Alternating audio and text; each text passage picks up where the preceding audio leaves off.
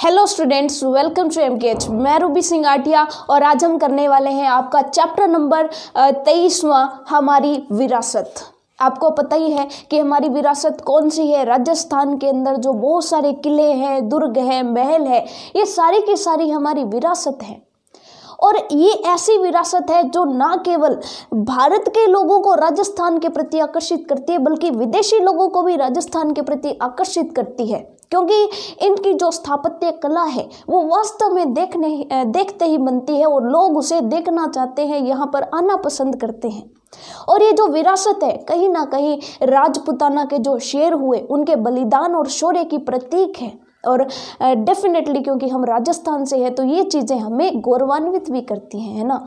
तो ये सारी की सारी जो चीज़ें हमारी जो विरासत है, दुर्ग है, किले हैं, इनको बचाना, इनकी सार संभाल करना, इनकी रक्षा करना हमारा मूल कर्तव्य है कि हम इनको संजो करके रखें। जो हमारे वंशज हमारे लिए छोड़ करके गए हैं, हम उन्हें संजो करके रखें ताकि हमारी आने वाली जो आगे आने वाली पीढ़ियाँ हैं वो भी इनका आनंद ले सके, वो भी इनको देख करके अपने इतिहास पर गर्व कर सके। इसलिए हमें इनको बचाना बहुत ज़रूरी है।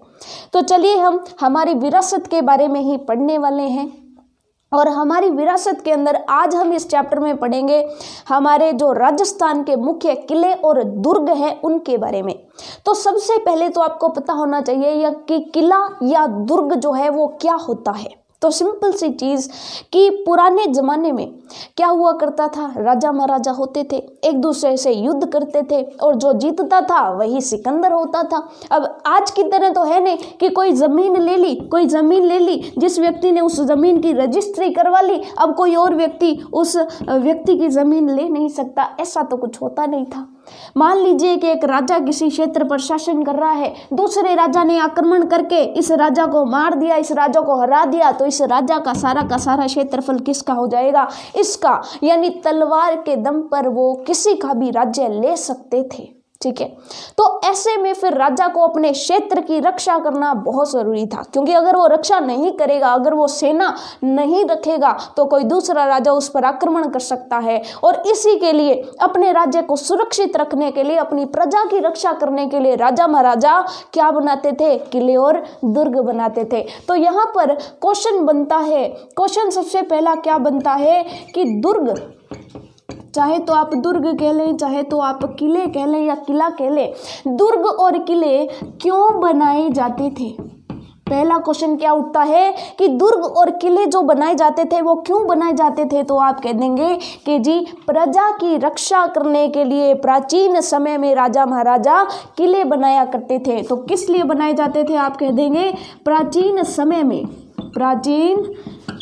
में रक्षा करने के लिए दुर्ग और किले बनाए जाते थे। ठीक है, अब ये जो दुर्ग और किले होते थे ये भी सीधे, यानी कि इनकी भी कुछ खास बातें होती थी। दुर्ग और किलों की भी कुछ खास बातें होती थी, ऐसी खास बातें जो इनको सुरक्षा प्रदान करती थी। यानी अगर किले के अंदर वो सारी की सारी विशेष बातें हैं तो वो किला जो है, दुर्ग जो है, वो सबसे सुरक्षित किला हुआ करता था।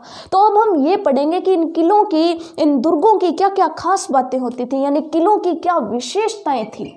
किसके बारे में पढ़ेंगे? विशेषताओं के बारे में। और जिस किले में ये सारी की सारी विशेषताएं होती थी वो किला सबसे सुरक्षित किला होता था। ठीक है, तो चलिए विशेषताओं की बात करते हैं और वो विशेषताएं किस वजह से होती थी वो भी हम बात करेंगे। तो देखिएगा, जो दुर्ग होते थे या जो किले होते थे, पहली विशेषता क्या है कि जो किले होते थे उनके जो दरवाजे हैं, किलों के दरवाजे पर या दुर्ग के दरवाजे पर, दुर्ग या किला कुछ भी कहते हैं, ठीक है, दुर्ग या किले के दरवाजे पर नुकीली छोटी कीलें लगाई जाती थी। अब ये किस लिए लगाई जाती थी? तो सिंपल सी बात है कि मान लीजिए दुश्मन सेना ने आपके दुर्ग पर हमला कर दिया, दुश्मन सेना ने दुर्ग पर हमला कर दिया, तो वो कहीं दरवाज़ा खोल के दरवाजे के ऊपर से चढ़ के जो है दरवाजे को पार करके किले में घुस करके हमारी सेना पर आक्रमण ना कर दे। इसलिए दरवाजे पर क्या लगाई जाती थी, नुकीली कीलें लगा दी जाती थी, क्योंकि वो कीलों के ऊपर से तो नहीं आ सकते ना, कीलों पर टच करेंगे तो उन्हें खुद चोट लग जाएगी। तो इसलिए जो दरवाजे थे दरवाजों पर नुकीली छोटी छोटी कीलें लगाई जाती थी और बाहर की साइड लगाई जाती थी, ताकि अंदर वालों को नुकसान नहीं होता था, लेकिन बाहर से अगर कोई दरवाजा खोलने का प्रयास करता था तो वो नहीं कर सकता था। ठीक है, तो ये चीज़ समझ में आ गई। तो अगर पूछ ले कि पुराने समय में, प्राचीन समय में दुर्ग या दरवाजे पर नुकीली छोटी छोटी कीलें क्यों लगाई जाती थी, तो आप कह देंगे कि दरवाजे पर सुरक्षा के लिए नुकीली छोटी छोटी कीलें लगाई जाती थी। ठीक है, पहली चीज। दूसरी खास बात क्या है, दूसरी खास बात क्या है कि किले के जो दरवाजे होते थे, किले के दरवाजे बड़े बड़े होते थे, किले के दरवाजे बड़े बड़े होते थे। अब आप कहेंगे कि किले के दरवाजे बड़े बड़े क्यों रखते थे, छोटे छोटे रखने चाहिए। राजा बाहर जाए तो छोटे से दरवाजे से चला जाए, और छोटे दरवाजे का फायदा भी क्या होगा, फायदा इतना बड़ा होगा कि दुश्मन सैनिक अगर हमला भी करते हैं तो एक एक सैनिक अंदर जाएगा तो जो है वो हमला नहीं कर पाएंगे। ठीक है, लेकिन यहाँ पर एक चीज़ और ध्यान रखनी है कि किले के दरवाजे बड़े बड़े हुआ करते थे। क्यों हुआ करते थे, क्योंकि जब पुराने समय में राजा महाराजा युद्ध किया करते थे तो उनकी सेना में कौन कौन शामिल हुआ करते थे, घुड़सवार होते थे, हाथी सवार होते थे, और हाथी को अंदर बाहर ले जाने के लिए बेचारा हाथी बहुत बड़ा होता है। अब बहुत बड़ा है तो दरवाजा भी तो बहुत बड़ा चाहिए ना अंदर बाहर ले जाने के लिए, तो इसलिए जो है किले के दरवाजे बड़े बड़े होते थे, और बड़े बड़े दरवाजों पर क्या लगा दी जाती थी, नुकीली छोटी छोटी किलें, ताकि दरवाजा बंद हो तो बाहर से किले के दरवाजे पर कोई भी किले के दरवाजे को खोलने का प्रयास ना कर सके। ठीक है, उसके बाद तीसरी खास बात क्या थी, तीसरी खास बात ये थी कि किले राजस्थान के अंदर अगर आप किले और दुर्ग देखते हैं तो किलों के ऊपर क्या होता है कि मान लीजिए ये किसी किले की दीवार है और किला जो है इस तरह से है, तो वहां पर क्या होता था, इस तरह से ऊपर जो है कुछ जगह छोड़ी जाती थी और इसके अंदर इस तरह से कुछ सुराख जो है छोड़े जाते थे, इस तरह से कुछ सुराख बना दिए जाते थे।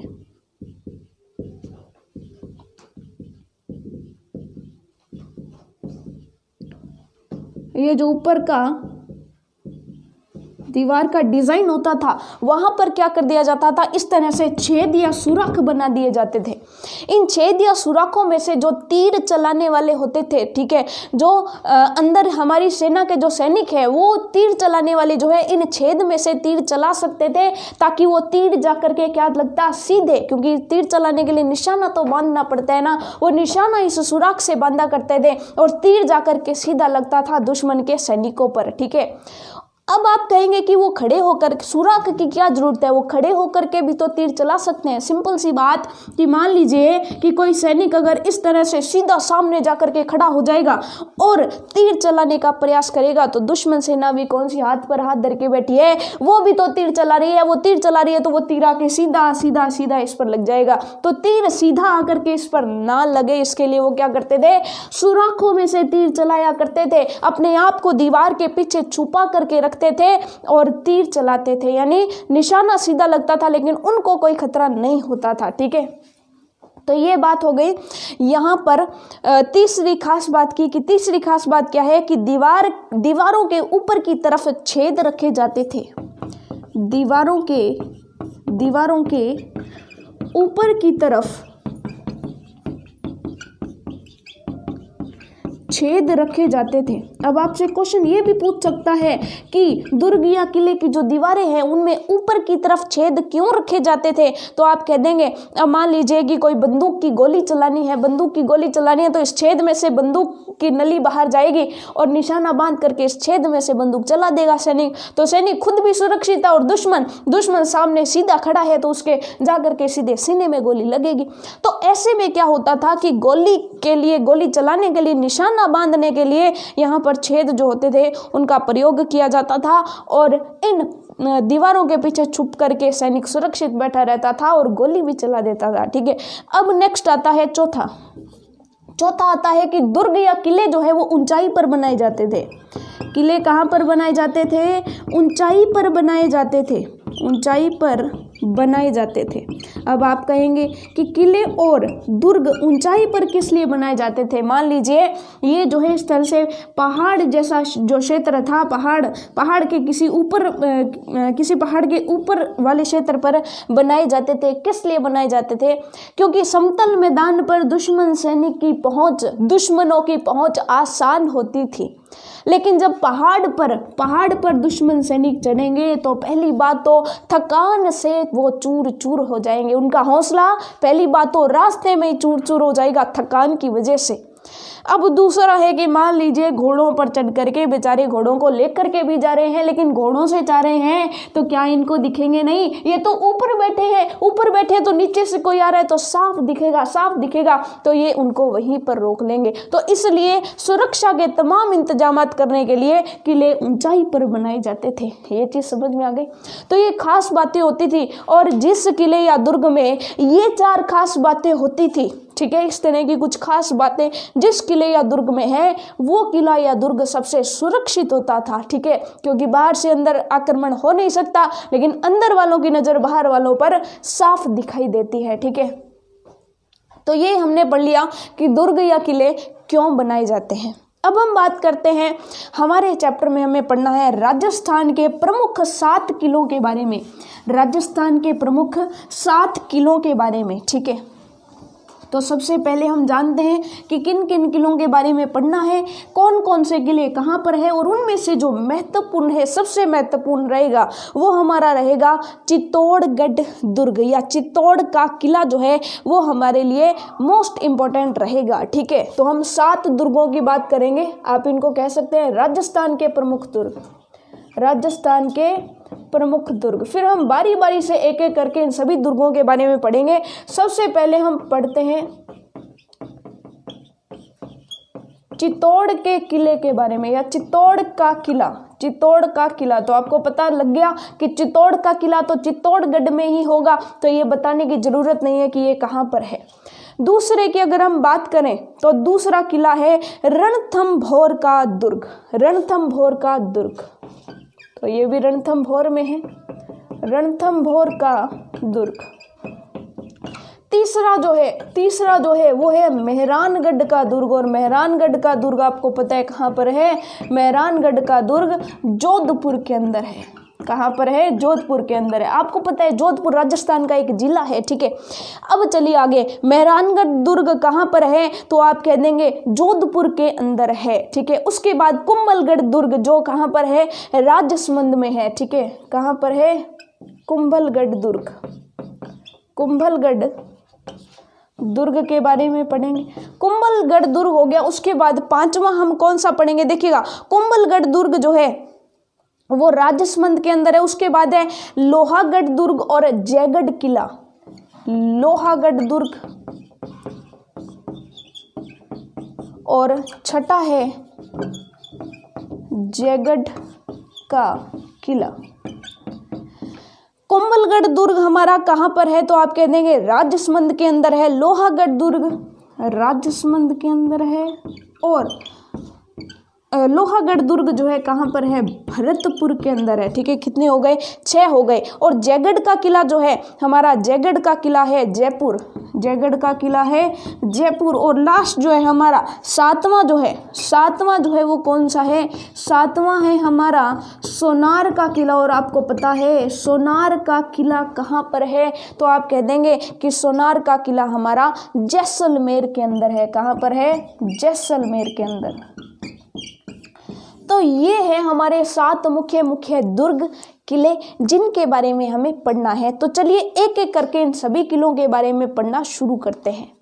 तो चलिए सबसे पहले हम बात करते हैं चित्तौड़ के किले की। तो मैं आपको बता दूं कि चित्तौड़ का जो किला है वो एक गिरी दुर्ग है। गिरी का मतलब क्या होता है? पर्वत या पहाड़। ठीक है, सो गिरी दुर्ग का मतलब होता है ऐसे किले, ऐसे दुर्ग जो किसी पहाड़ या पहाड़ी पर बने होते हैं। ठीक है, तो चित्तौड़ का किला जो है वो एक पहाड़ी पर बना हुआ है, इसलिए इसको क्या कहते हैं? गिरी दुर्ग कहते हैं। अब देखिएगा ये काफी बड़ा है, और क्योंकि पहाड़ पर स्थित है तो काफी ऊंचाई पर है।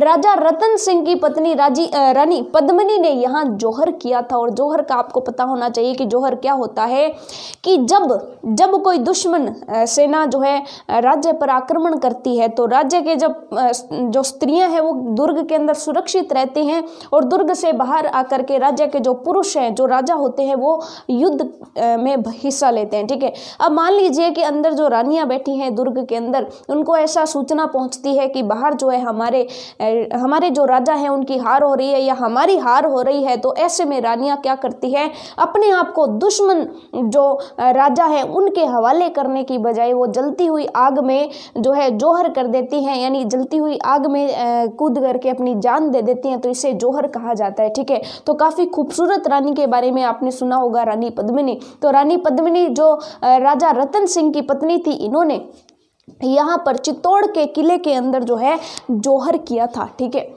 अब बात आती है इस किले के बारे में कुछ और बातों की। तो इसकी दीवारें बहुत मोटी है और उन पर बुर्ज बने हुए हैं और बुर्जों पर से सैनिक इन बुर्जों के पीछे जो है छुप करके दुश्मन सैनिकों पर वार किया करते थे, जिससे वो खुद बच जाते थे और आसानी से जो है उन पर हमला कर सकते थे। अब है कि ये जो दुर्ग है ये पत्थरों से बना हुआ है, पत्थर हाथियों द्वारा ऊपर पहुंचाए गए थे। ठीक है, और इसके दरवाजे बड़े होंगे क्योंकि हाथियों के आने जाने के लिए, और इसके दरवाजे बहुत बड़े हैं। अब देखिएगा, इस किले में बहुत सारे स्तंभ तथा कई महल है। महल का मतलब क्या होता है, महल और दुर्ग में क्या अंतर होता है ये भी समझ लेना।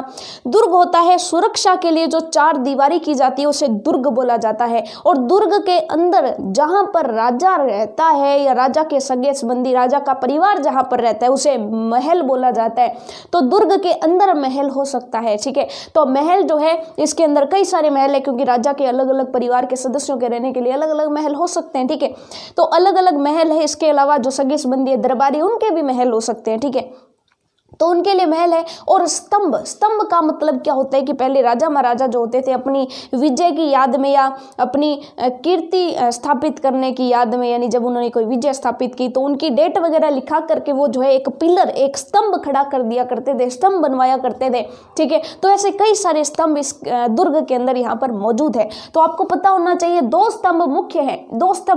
कौन कौन से? सबसे पहला तो है विजय स्तंभ। यहाँ पर 122 फीट ऊंचा जो है और 9 मंजिला विजय स्तंभ है। और विजय स्तंभ को किसने बनवाया था आपको पता होना चाहिए, महाराणा कुंभा ने बनवाया था। ठीक है, उसके बाद दूसरा है कि एक 22 मीटर ऊंचा और 7 मंजिला कीर्ति स्तंभ भी यहाँ पर है। तो आपसे पूछ लिया जाए कि विजय स्तंभ या कीर्ति स्तंभ कहाँ पर है, तो वो चित्तौड़ के किले के अंदर है। ठीक है, तो ये मुख्य बातें हमने यहाँ पर की। चित्तौड़ का किला जो है वो हमारे लिए मुख्य था, इसके लिए हमने इतनी सारी बातें इसके बारे में कर ली।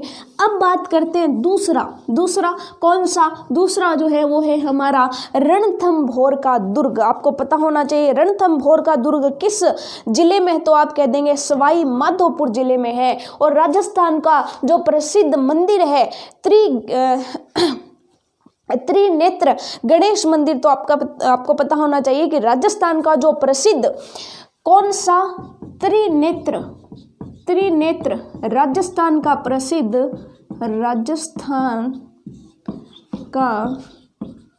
प्रसिद्ध त्रिनेत्र गणेश मंदिर जो है वो कहाँ पर है, तो आपको पता होना चाहिए वो इसी दुर्ग के अंदर है, रणथंभौर दुर्ग के अंदर। और रणथंभौर दुर्ग जो है वो किस जिले में है, राजस्थान के किस जिले में है, तो आप कह देंगे राजस्थान के सवाई माधोपुर जिले में है। कहाँ पर है? सवाई माधोपुर जिला। इनके बारे में जो है आपको इतनी जानकारी एकत्रित करनी बहुत होगी। उसके बाद नेक्स्ट हम चलते हैं। नेक्स्ट जो हमारा किला है वो है मेहरानगढ़ दुर्ग। तो आपको पता है मेहरानगढ़ दुर्ग जो है वो कहाँ पर है? जोधपुर जिले में स्थित है। और एक और खास बात ध्यान रखनी है कि ये जो दुर्ग है इसको चिड़िया टूंक दुर्ग भी के नाम से भी जाना जाता है। किसके नाम से? इस दुर्ग को चिड़िया टूंक, ध्यान रखिएगा, किस नाम से जाना जाता है? चिड़िया टूंक के नाम से जाना जाता है। तो आपसे पूछ लिया जाए कि चिड़िया टूंक के नाम से किस दुर्ग या किले को जाना जाता है, तो आप कह देंगे मेहरानगढ़ दुर्ग जो जोधपुर में स्थित है इसको चिड़िया टूंक के नाम से जाना जाता है। नेक्स्ट हमारा जो है वो है कुंभलगढ़ दुर्ग। आपको पता है कि कुंभलगढ़ दुर्ग जो है वो राजसमंद जिले के अंदर है। और कुंभलगढ़ दुर्ग की जो खास बात है वो क्या है कि कुंभलगढ़ दुर्ग यानी कि जो राजसमंद है वो किस क्षेत्र में आता था? पहले मेवाड़ क्षेत्र के अंदर आता था। और मेवाड़ क्षेत्र के अंदर आता था तो अगर ऐसा मान लिया जाता था कि अगर राजसमंद का जो किला है, कौन सा, कुंभलगढ़ दुर्ग, अगर उस पर विजय प्राप्त कर ली तो मेवाड़ को जीतना आसान हो जाएगा। इसीलिए जो है इसे क्या बोला जाता था? इसे मेवाड़ की आंख बोला जाता था। क्या बोला जाता था? मेवाड़ की आंख बोला जाता था। तो आपसे अगर पूछ लिया जाए कि किस किले को या किस दुर्ग को मेवाड़ की आंख बोला जाता था, तो आप कह देंगे कि कुंभलगढ़ दुर्ग का, या फिर ऐसे भी बोला जा सकता है कि कुंभलगढ़ दुर्ग का उपनाम यानी कि एक और नाम, ठीक है, प्यार का नाम, लाड का नाम आपका होता है ना, तो वैसे इस किले का भी है मेवाड़ की आंख, ठीक है। अब है कि जो कुंभलगढ़ दुर्ग की जो दीवार है वो विश्व प्रसिद्ध है। कुंभलगढ़ दुर्ग की जो दीवार जो है वो क्या है? विश्व प्रसिद्ध है। क्या है? विश्व प्रसिद्ध है, ठीक है। तो ये थे हमारे मुख्य किले, दुर्ग, जिनके बारे में जो है हमें यहाँ पर जानकारी मुख्यतः प्राप्त करनी थी।